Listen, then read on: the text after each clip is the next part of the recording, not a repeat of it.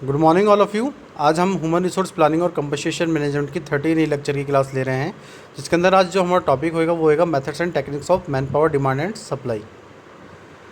तो इस टॉपिक के अंदर हम मेथड्स पढ़ेंगे और कुछ टेक्निक्स पढ़ेंगे मैन पावर डिमांड और सप्लाई की।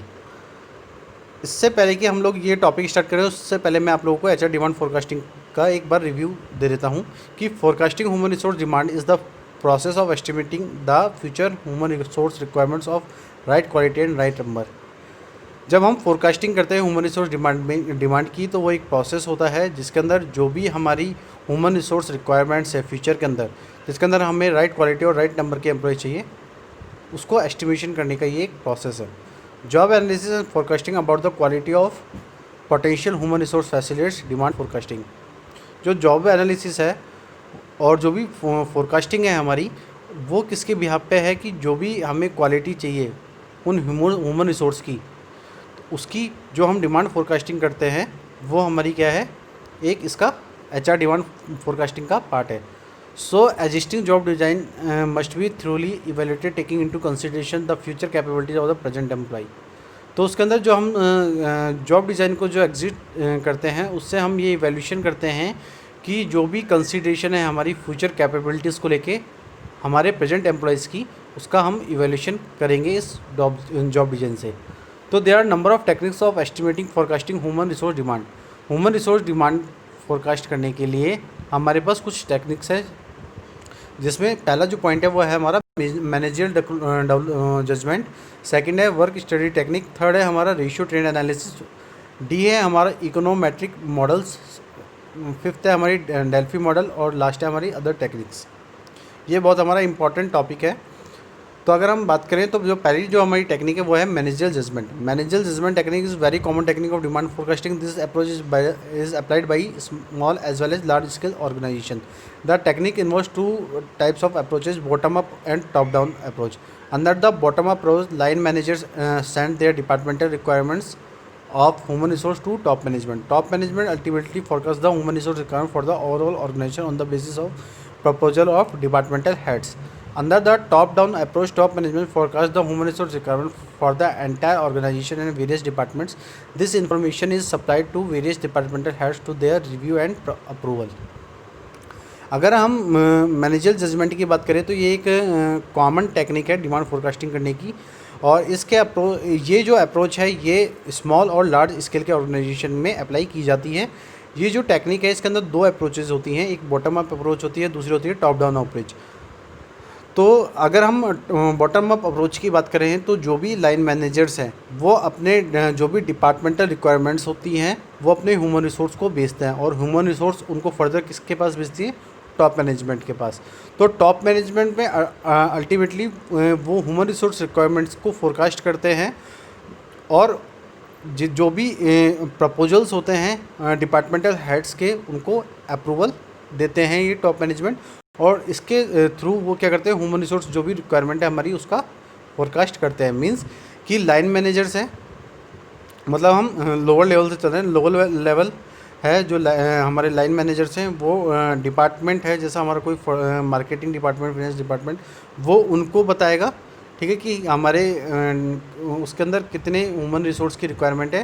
फिर जो हमारा मिडिल डिपार्टमेंट है, मीन्स ह्यूमन रिसोर्स डिपार्टमेंट है या मार्केटिंग डिपार्टमेंट है, वो आगे फर्दर किसको बताता है, टॉप मैनेजमेंट को, कि फर्दर मार्केटिंग डिपार्टमेंट के अंदर इतने एम्प्लॉयज़ की रिक्वायरमेंट है, तो वो आगे फर्दर टॉप मैनेजमेंट उसके रिगार्डिंग डिसीजन लेता है कि जो भी प्रपोजल उस मिडिल लेवल ने टॉप मैनेजमेंट को दिया है ना, तो वो उसके बिहाफ पे वो अप्रूवल देता है, और उसके अप्रूवल के बिहाफ पे हम लोग क्या करते हैं, उसकी फोरकास्टिंग करते हैं। अगर हम टॉप द डाउन अप्रोच जाएँ तो जो टॉप मैनेजमेंट है वो फोरकास्ट करता है ह्यूमन रिसोर्स रिक्वायरमेंट को एंटायर ऑर्गेनाइजेशन के अंदर और वेरियस डिपार्टमेंट्स के अंदर। इस इंफॉर्मेशन की जो सप्लाई होती है वो डिपार्टमेंटल हेड से उनके रिव्यू और अप्रूवल के थ्रू होती है। Work study technique, this technique is also known as workload analysis. The technique is suitable for the estimated workload is easily measurable. Under this method, estimated total production activities for a specific future period are predicted. The information is translated into number of man hours required to produce per unit, taking into consideration the capability of the workforce. Past experience of the management can help in translating the workload into number of man hours required. Thus, the demand of human resource is forecasted on the basis of estimated total production and contribution of each employee in producing each unit items. ये जो technique है इसको हम workload analysis भी कहते हैं, और ये टेक्निक सुटेबल है जब हम किसी वर्कलोड को एस्टिमेट कर रहे हैं, और ये बहुत इजीली मेजरेबल की जाती है। इस मेथड के अंदर हम जो टोटल प्रोडक्शन है और जो हमारी टोटल एक्टिविटीज़ है एक स्पेसिफिक फ्यूचर पीरियड के अंदर, उसको प्रेडिक्ट करते हैं, उसको एस्टिमेट करते हैं। इसके अंदर जो इन्फॉर्मेशन होती है वो ट्रांसलेट होती है कि कितने मैन आवर्स रिक्वायर्ड हैं, कितने नंबर ऑफ़ मैन आवर्स हमें रिक्वायर्ड है कि वो उन यूनिट्स को उस पर यूनिट को प्रोड्यूस कर सकें जो उनके कंसिडरेशन के अंदर इंक्लूडेड है, और क्या कैपेबिलिटी है उस वर्कफोर्स की, मतलब कितने आदमी कितने घंटों में कितनी यूनिट्स प्रोड्यूस कर रहा है, तो वो उस पर डिपेंड होती है। तो पास्ट एक्सपीरियंस है जो मैनेजमेंट का, वो ये हेल्प करता है कि हम जो भी ट्रांसलेटिंग है इन वर्कलोड्स का, उनको नंबर ऑफ़ आवर्स में रिक्वायर्ड करते हैं। मीन्स कि बहुत सारी ऑर्गेनाइजेशन ऐसे होती है, मैं एग्जांपल के रूप में आपको बताता हूँ कि जैसे किसी ऑर्गेनाइजेशन में कि हर एक बंदा, मतलब हर एक एम्प्लॉय पर डे 50 यूनिट्स का प्रोडक्शन करेगा किसी गुड्स का, ठीक है, कि पर डे वो उस ऑर्गेनाइजेशन के अंदर 50 गुड्स का प्रोडक्शन करेगा। तो उसके अकॉर्डिंग जो भी हमारे वर्किंग आवर्स होंगे, तो उस टाइम पीरियड के अंदर वो जो हमारी 50 यूनिट्स है वो डिवाइड हो जाएगी, ठीक है। तो उसके बेसिस पे हम बता सकते हैं कि 1 घंटे में हमें कितनी यूनिट बनानी है, 2 घंटे में, मीन्स कि 9 to अगर 5 मेरा वर्किंग आवर टाइम है, तो टोटल कितने हो गए 8 आवर्स। तो 8 आवर्स का जो भी मेरा वर्किंग टाइम होगा, जो भी मेरा वर्कलोड होगा, वो होएगा कि मैं इस एक पूरे दिन के अंदर कितनी यूनिट्स बनाऊँगा, 50 यूनिट्स उस गुड की प्रोड्यूस करूँगा, ठीक है। तो जो डिमांड होती है ह्यूमन रिसोर्स की, वो उसको फोरकास्ट किया जाता है इन एस्टिमेशन के बिहाफ पे कि जो टोटल प्रोडक्शन है और जो भी कंट्रीब्यूशन है हर एक एम्प्लॉय का उस यूनिट को प्रोड्यूस करने में। तो इसको फिर मैं आपको एग्जांपल से मैं दोबारा समझा देता हूँ कि let us assume that the estimate production of organization is 3 lakh units. The standard man hour required to produce each unit are 2 hours. तो the past experience show that the work ability of each employee is man power is 1500 hours per annum. The workload and, ठीक है, तो इसको बाद में बताता हूँ मैं, कि हमने एज्यूम किया कि जो किसी ऑर्गेनाइजेशन के अंदर जो प्रोडक्शन है उसका एस्टिमेट कितना है, 3 लाख यूनिट का, मतलब पूरे साल का एनुअली किसी ऑर्गेनाइजेशन का जो प्रोडक्शन एस्टिमेट है वो कितना है, 3 लाख यूनिट का। और जो स्टैंडर्ड मैन आवर रिक्वायर्ड है उस ईच यूनिट को प्रोड्यूस करने के लिए वो है 2 आवर। एक यूनिट को प्रोड्यूस करने में कितने घंटे लगते हैं, 2 घंटे लगते हैं। तो मैन पावर हमें कितनी रिक्वायर्ड हो गई, 2 आवर्स की, ठीक है।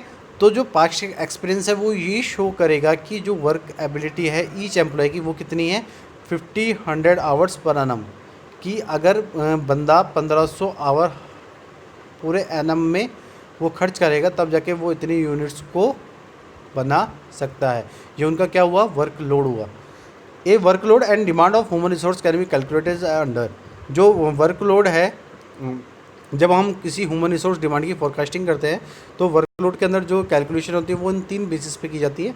पहला है ratio trend analysis. Demand for man power human resource is also estimated on the basis of ratio of production level and number of workers available. The ratio will be used to estimate demand of human resource.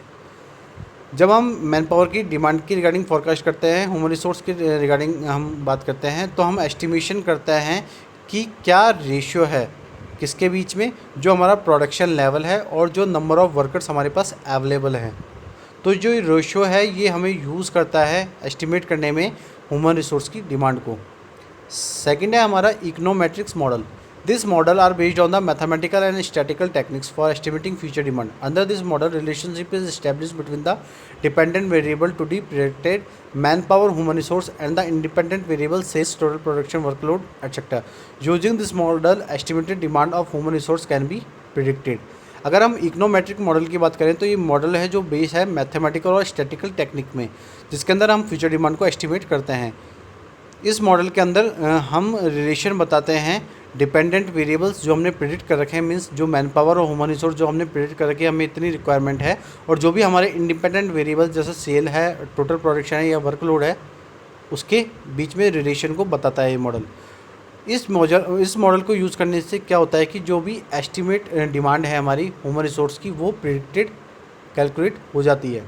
Next जो technique है वो हमारी है Delphi technique. Delphi technique is also very important technique use for estimating demand of human resource. This technique takes into consideration human resource requirement given a group of experts, managers. The human resource experts collect the manpower needs, summarize the various responses and prepare a report. This process is continued until all experts agree and estimated human resource requirement. Delphi जो technique है ये very important technique है जो demand human resource की demand को estimate करने के काम आती है। इस टेक्निक के अंदर हम ह्यूमन रिसोर्स रिक्वायरमेंट्स का कंसिडरेशन लेते हैं और जो भी हमारे एक्सपर्ट्स हैं वो उसके रिगार्ड पे अपना रिव्यू देते हैं। तो जो ह्यूमन रिसोर्स एक्सपर्ट्स हैं वो कलेक्ट करते हैं कि क्या मैन पावर नीड्स है हमारी, फिर उसको समराइज़ करते हैं अपने रेस्पॉन्स के थ्रू और फिर उसके बिहाफ पे वो एक रिपोर्ट को प्रिपेयर करते हैं। मतलब मैनेजर बताता है कि किस तरीके के, या जो भी एक्सपर्ट्स हैं वो बताते हैं कि हमें किस तरीके की मैन पावर की नीड है।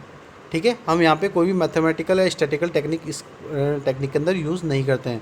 The process continue until all experts agree on estimated human resource requirement. ये प्रोसेस कंटिन्यू तब तक होता है जब तक सारे जो एक्सपर्ट्स हैं वो एग्री नहीं हो जाए उन सारी ह्यूमन रिसोर्स रिक्वायरमेंट्स के बिहाफ पे, उसके एस्टिमेशन के बिहाफ पे। नेक्स्ट जो टेक्निक है वो है other technique. The other technique of human resource demand forecasting as specified as under organisation cum succession cum charge. मतलब कि जो हम अदर टेक्निक में अगर बात करें तो estimation based on technique on production. जो एस्टिमेशन है हम वो किसके बेस पे करते हैं, जब हम किसी प्रोडक्शन टेक्निक का यूज़ कर रहे हैं। Estimation based on historical data, जो भी हमारे हिस्टोरिकल रिकॉर्ड्स हैं उनके बेस पे हम एस्टिमेट करते हैं। ये अदर टेक्निक है। इसके बाद पे जो नेक्स्ट टेक्निक है वो है स्टैटिकल टेक्निक, जिसके अंदर हम कोरिलेशन या रिग्रेशन एनालिसिस करते हैं किसी पर्टिकुलर डाटा के बिहाफ पे। इसके बाद जो हमारा नेक्स्ट टॉपिक है वो है HR supply forecasting. Human resource supply forecasting is the process of estimating availability of human resource followed after demand for testing of human resource. For forecasting supply of human resource, we need to consider internal and external supply. Internal supply of human resource available by way of transfer, promotion, retired pupils, and recall of laid off pupils, etc. Source of external supply of human resource is availability of labor force in the market and new recruitment. अगर हम human resource supply की forecasting की बात कर रहे हैं तो ये एक प्रोसेस होता है जिसके अंदर हम ह्यूमन रिसोर्स की अवेलेबिलिटी को एस्टिमेट करते हैं और हम फॉलो करते हैं डिमांड को जो भी हमने ह्यूमन रिसोर्स के अंदर टेस्ट की थी। जो फोरकास्टिंग होती है सप्लाई ह्यूमन रिसोर्स की, वो उसके थ्रू हम नीड को जनरेट करते हैं, कंसिडर करते हैं हमारे इंटरनल और एक्सटर्नल सप्लाई से।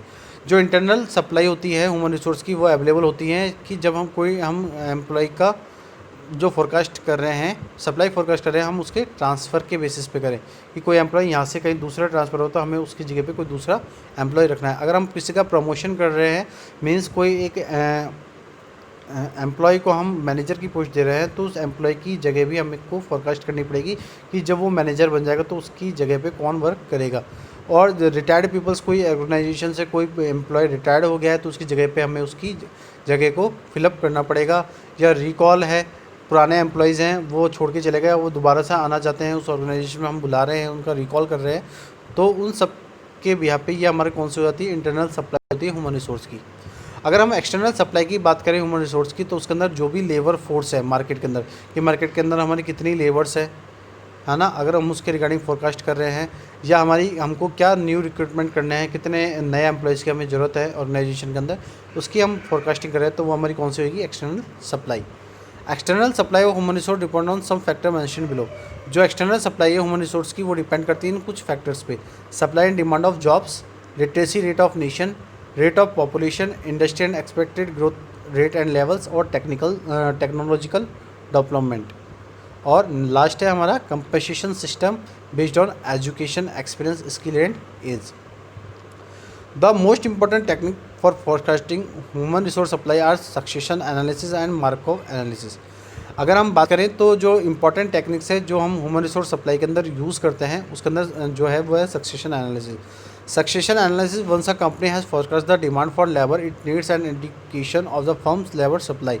Determining the internal supply calls for a detailed analysis of how many people are currently in various jobs characterized or have specific skill within the organization. The planner then modifies the analysis to reflect changes expected in the near future as a result of retirement, promotion, transfer, voluntary turnover, and termination. Demand forecasting helps in determining the number and type of personnel human resource required in future. The next step in human resource planning is forecasting supply of human resources. The purpose of supply forecasting is to determine the size and quality of present and potential human resource available from within and outside the organization to meet the future demand of human resource. Supply forecast is the estimate of the number and kind of potential personnel that could be available to the organization. अगर हम succession analysis की बात करें, ये जो technique है ये company के अंदर फोरकास्ट की जाती है जो भी लेबर्स की डिमांड है उसके बेसिस पे, और जो भी नीड है जो हमारी फर्म इंडिकेट करती है हमारी लेबर सप्लाई को। इसके अंदर हम डेटर्मिनेशन करते हैं हमारी इंटरनल लेबर सप्लाई को और उनको कॉल देते हैं उनके रिगार्डिंग एनालिसिस करने के लिए कि हाउ क्योंकि कितने हमारे पास पीपल हैं जो करंटली वेरियस जॉब के कैटेगरीज के अंदर स्पेसिफिक स्किल्स के बिहाफ पे जॉब कर रहे हैं किसी ऑर्गेनाइजेशन के अंदर। जो प्लानर हैं वो इन एनालिसिस को मॉडिफाई करते हैं और जो भी चेंजेस हैं जो एक्सपेक्टेड चेंजेस हैं उनमें वो रिफ्लेक्ट करते हैं हमारे नियर फ्यूचर को, और उसके रिजल्ट पे हम retirement, promotion, transfer, voluntary turnover और टर्मिनेशन करते हैं किसी भी एम्प्लॉय का। जो डिमांड फोरकास्टिंग में वो हेल्प करते हैं कि कि हमारे जो पर्सनल हैं उनके कितने नंबर हैं, टाइप है या कितने हमें पर्सनल या मैन पावर की रिक्वायरमेंट है फ्यूचर के अंदर उसको डिटरमाइन करने के लिए। जो नेक्स्ट स्टेप होता है ह्यूमन रिसोर्स प्लानिंग का वो फोरकास्ट करने के लिए होता है सप्लाई को ह्यूमन रिसोर्स की। जो पर्पज़ होता है हमारे सप्लाई फोरकास्टिंग का वो होता है कि जब हम डिटरमाइन करते हैं साइज़ और क्वालिटी हमारे प्रेजेंट और पोटेंशियल ह्यूमन रिसोर्स को जो हमारे पास अवेलेबल है, और जो ऑर्गेनाइजेशन के आउटसाइड हमें फ्यूचर डिमांड ह्यूमन रिसोर्स में मीट होंगे उनके रिगार्डिंग हम उनमें फोरकास्टिंग करते हैं। जो सप्लाई फोरकास्ट है वो एस्टिमेशन है कि हमें कितने number and kind of potential personal चाहिए जो कि ऑर्गेनाइजेशन के अंदर अवेलेबल हैं। The above figure illustrated that internal supply forecasting can be estimated based on the following: current staffing level, projected outflow this year, projected inflow this year।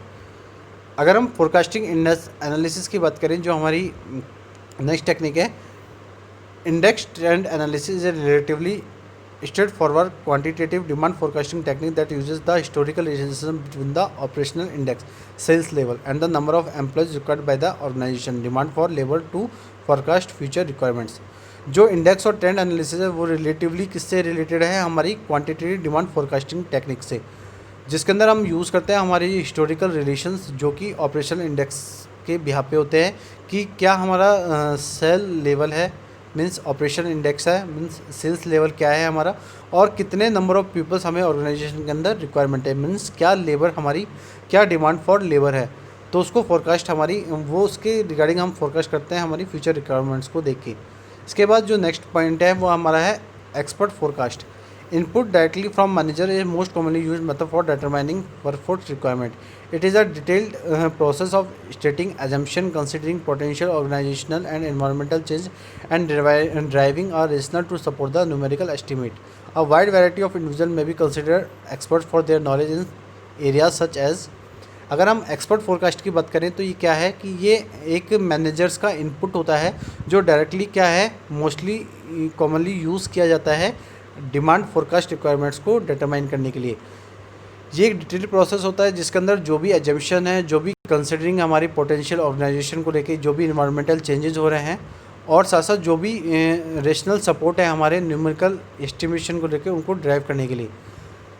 इसके अंदर हम wide variety के अंदर इंडिविजुअल को consider करते हैं experts की knowledge के बिहाफ पे। कुछ एरिया में हम उसको कंसिडर करते हैं जैसे organisational operation, competitive HR practices, frontline managers, HR and business planning staff, business consultants, financial analyst, industry spokespersons, federal, provincial and local government officials। इसके बाद मैं आपको बताने वाला हूँ जो इम्पोर्टेंट हमारी इन सब में से जो सबसे इम्पोर्टेंट है और जो एक्सटर्नल में सबसे ज़्यादा बार पूछी जाती है वो उसके पॉइंट को मैंने एक बार दोबारा से रिव्यू दिया है। Delphi technique A careful designed program of sequential individual interrogation, usually conducted through questionnaire, introspected and information feedback on the opinions expressed by the other participant in various rounds। ये एक carefully design programme होता है जिसके अंदर सिक्वेंटली और individual interrogation किसके questionnaires के interpret किए जाते हैं हमारी जो इन्फॉर्मेशन होते हैं उसकी फीडबैक से। जो भी हमारे ओपिनियंस हमें एक्सप्रेस करते हैं अदर पार्टिसिपेंट्स के जो एक डिफरेंट राउंड के अंदर पार्टिसिपेट किए थे, उसके बिहार पे जो भी एम्प्लॉयज़ उनके अंदर पार्टिसिपेट किए थे उनके रिगार्डिंग जो भी हमारे एक्सपर्ट्स हैं उनके हम ओपिनियंस लेते हैं, और उसके एक्सप्रेस के बिहार पे जो भी इंफॉर्मेशन होती है उसके बिहार पे हम क्वेश्चनरी डिज़ाइन करते हैं, जिसको बोलते हैं हम इंडिविजुअल इंट्रोगेशन। उसको हम सिक्वेंसली जो एक प्रोग्राम डिज़ाइन करते हैं उसको हम डेल्फी टेक्निक के अंदर यूज़ करते हैं। तो इसके अंदर क्या क्या स्टेप्स एसोसिएटेड होते हैं डेल्फी टेक्निक के अंदर, तो 6 स्टेप्स होते हैं। Define and refine the issue और question. Project coordinator is assigned work with the HR staff to determine the specific personal category or activity that will be the focus of the Delphi technique. The group targeted for forecasting must be well defined so relevant, focused and detailed feedback can be derived. Next है हमारा identify the expert terms and time horizon. A team is selected that are deemed experts with respect to personal grouping that require forecast. Both parties must meet an agreement on terms and condition for participation and setting contract and speciality defining the nature of the work. Next जो point है हमारा वो है orient the experts. Identifying relevant time horizons and classifying with personal groups are of interest. Overview of the demand forecasting decision process. Expert told either predetermined number of questionnaire or sequence will continue until majority open exits. Next point है हमारा issue the first round questionnaire send by courier, fax, email, mail including time frame for completion and return. First questionnaire focus on the defining explicit assumption made by the each expert and background rational supporting particularly demand estimate. इसके बाद जो हमारा next point है वो है issue the first round questionnaire summary and records round of questionnaire. Second round of questionnaire, second subsequent round of questionnaire will return summary of findings. Aim of second questionnaire focus expert initial assumption by providing feedback from the all members। इसके बाद जो next point है वो है हमारा continue issuing questionnaire. Continue issue questionnaire until either all predetermined questionnaire stages been complete and summarized in group which is a clear majority decisions।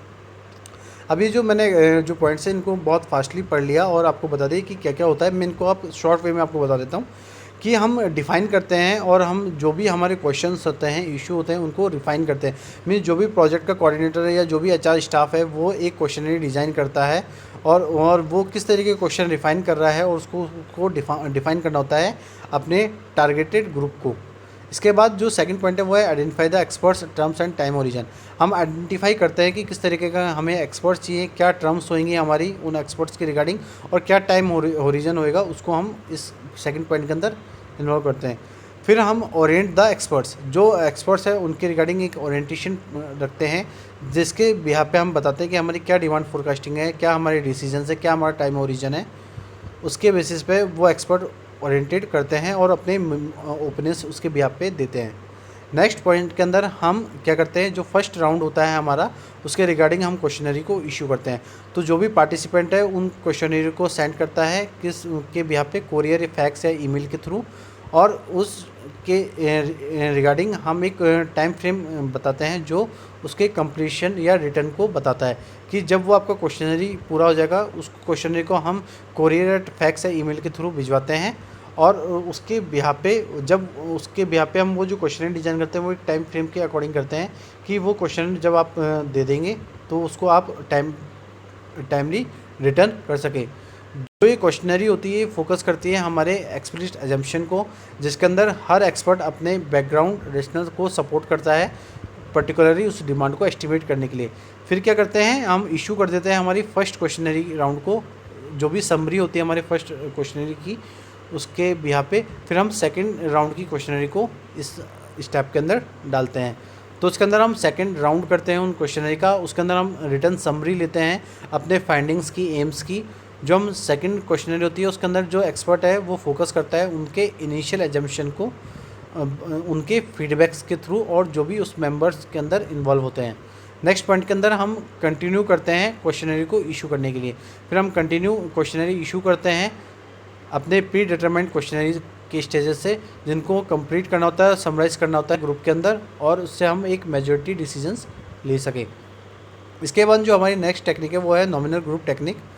Long run forecasting technique utilizing expert estimates. There are 7 steps associated with the implementing NGT. They are, अगर हम long run की forecast कर रहे हैं तो हम इस technique का यूज़ करते हैं जिसको बोलते हैं हम नॉमिनल ग्रुप टेक्निक।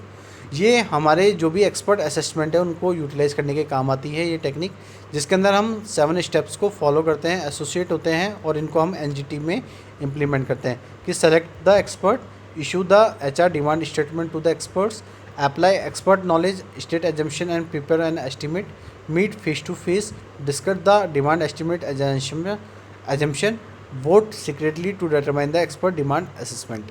इसको आगे हम नेक्स्ट लेक्चर के अंदर पूरा कंप्लीट पढ़ेंगे। आज के लिए इतना ही। Thank you so much and have a nice day.